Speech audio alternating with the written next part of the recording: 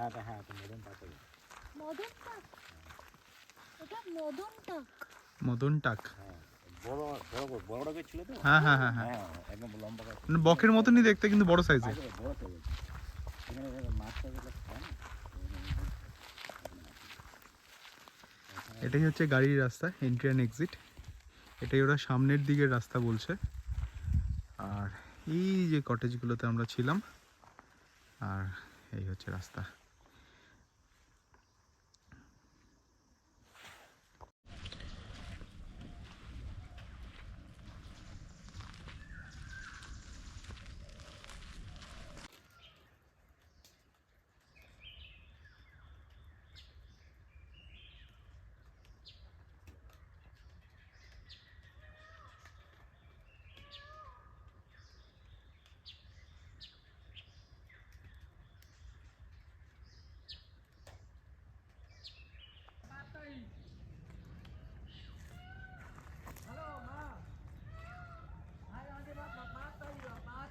Stay থেকে নদীর দিকে যাওয়া যায়, ফেন্সিং থাকে, ফেন্সিং খুলে দেওয়ার পরে 100 থেকে 150 মিটার দূরেই তোমরা নদী দেখতে পাবে।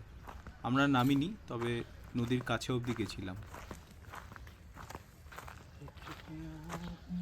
সোজা না একদম, চারিপাশে যেরকম বন্য প্রাণী দেখছিলাম, তাতে এই রাস্তার উপর দিয়ে হাঁটতে দিনের বেলাও সত্যি ভয় লাগছিল। আমরা যেদিন গেছি তার আগের দিন যেই ট্যুরিস্টরা ছিল তারা বলছে যে বাইসন এবং হাতি এই স্টের আশেপাশেই দেখেছে, এবং একটা দুটো না, এক ঝাঁক হাতি দেখেছে।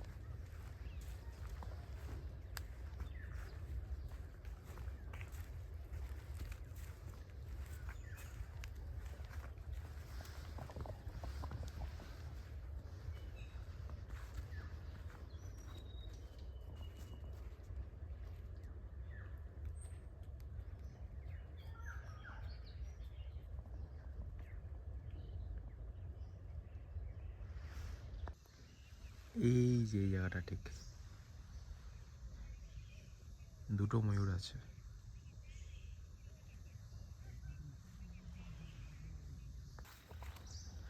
পেখম তুলেছিল ময়ূর, আমরা তো খালি চোখে দেখতে পাচ্ছি। ঠিক এই জায়গাটায় আছে, জানি না ক্যামেরা দেখা যাচ্ছে কিনা।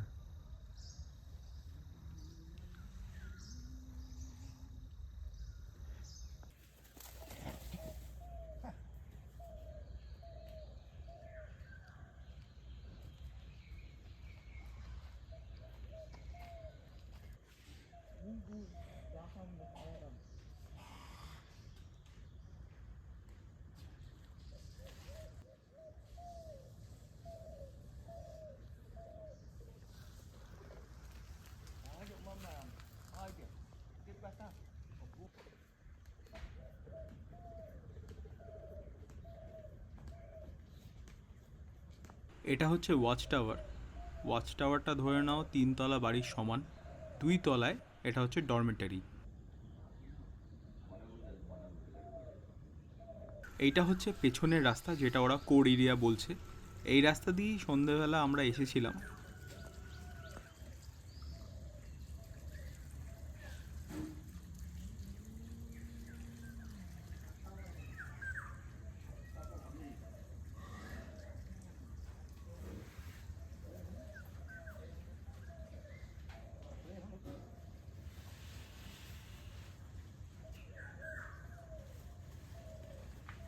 গোল মতো যে সুন্দর বাড়িটা দেখছো, এটা হচ্ছে খাওয়ার জায়গা।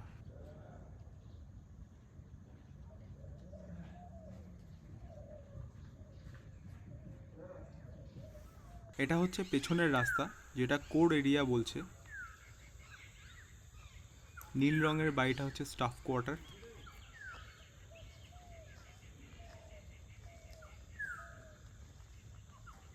আর এইটা হচ্ছে ভিআইপি কটেজ, যেটা তোমরা অনলাইন বুকিং করতে পারবে না। পেছনে নদী। এটা হচ্ছে ওয়াচ টাওয়ার।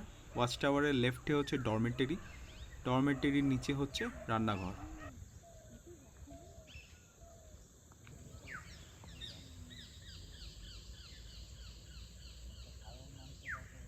একদম লেফটে এটা দেখতে পাচ্ছ, সেটা হচ্ছে রিসেপশন। খুবই সুন্দর এবং আর্টিস্টিকভাবে বানানো এটা।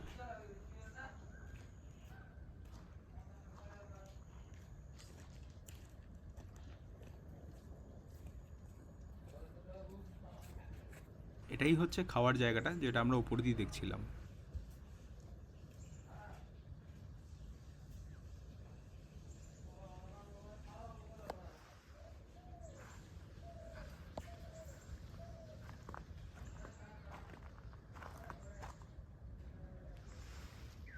আর ওই দূরে হচ্ছে আমাদের স্টে।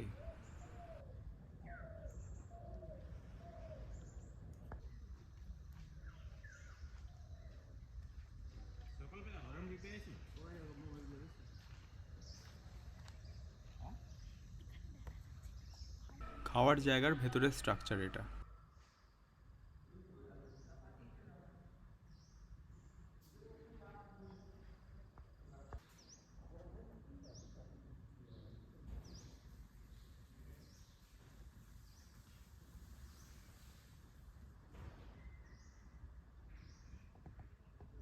এটা ছিল আমাদের রাত্রের ডিনার। চিকেন থালি নিয়েছিলাম। খাবার অসাধারণ, পুরো ঘরোয়া খাবার।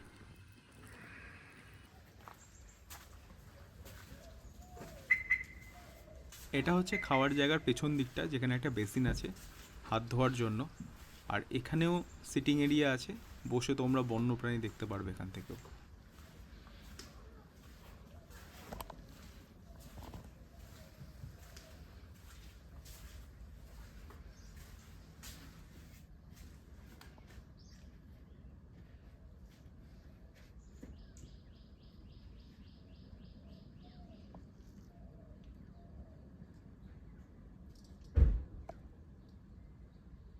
আমাদের সকালের ব্রেকফাস্ট ঠিক যেমনটা চেয়েছিলাম তেমনটাই।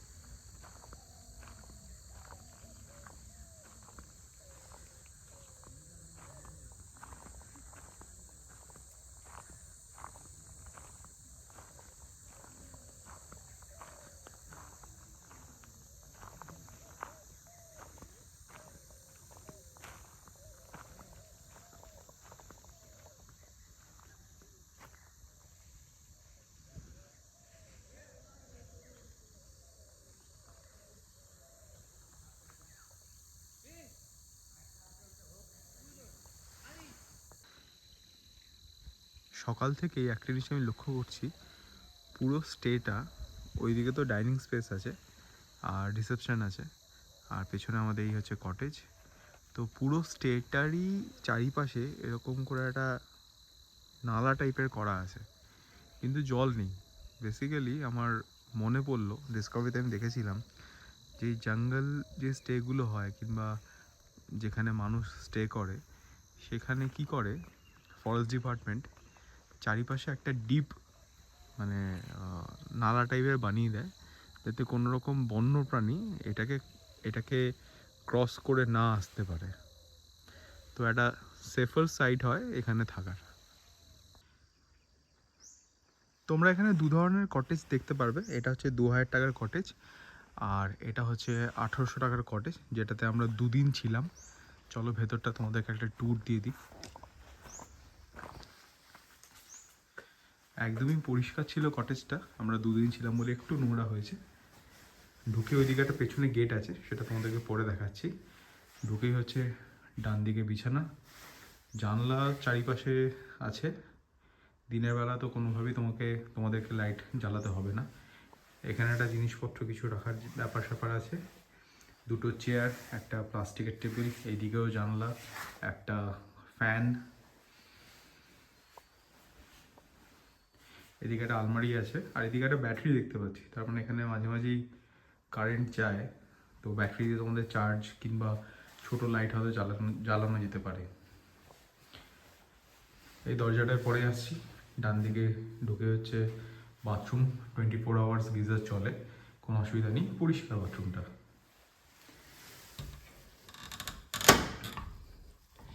এটা খুব সুন্দর ব্যাপার স্যাপার। গেটটা খুললেই ঠিক কটেজের পেছন দিকেই জঙ্গল, একটা প্লেন ল্যান্ড টাইপের এখানে আছে, আর ওই দূরে যেটা দেখা যাচ্ছে ওটাই হচ্ছে নদী।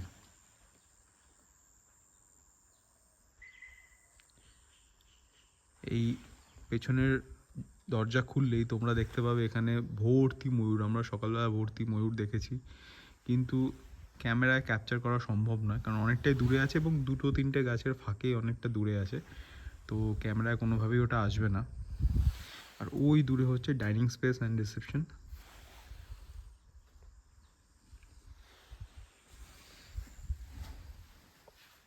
বহু ধরনের পোকা পাবে তোমরা, তো সন্ধ্যার পর থেকে জানলা দরজা বন্ধ করে রাখাই ভালো।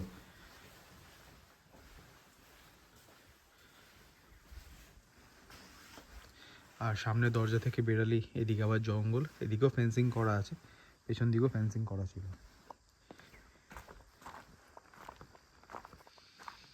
এটা হচ্ছে মেন রাস্তাটা। ওরা বলছে এই যে রাস্তাটা চলে গেছে, এই রাস্তা দিয়ে ওরা যাতায়াত করতে বলছে। আর আমরা গুগল ম্যাপকে ভরসা করে এসছিলাম, ওটা পেছনের রাস্তা দিয়ে এসছিলাম। তো বলছে পেছনের রাস্তাটা হচ্ছে কোর এরিয়া, ওখান দিয়ে যাতায়াত না করাই ভালো।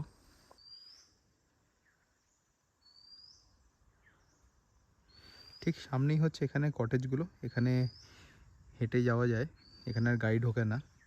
এখানে হচ্ছে পার্কিং, আর লেফটে যেই জায়গাটা আছে দেখতে পাচ্ছ, এটাই এন্ট্রি আর এক্সিট। আর ঠিক অপোজিটেই এটা হচ্ছে খাওয়ার জায়গা, রিসেপশন। ঠিক এর ওপরেই হচ্ছে ওয়াচ টাওয়ার, আর এর ঠিক ডান দিকটাই হচ্ছে রান্নাঘর। রান্নাঘরের উপরে হচ্ছে ডরমেটারি।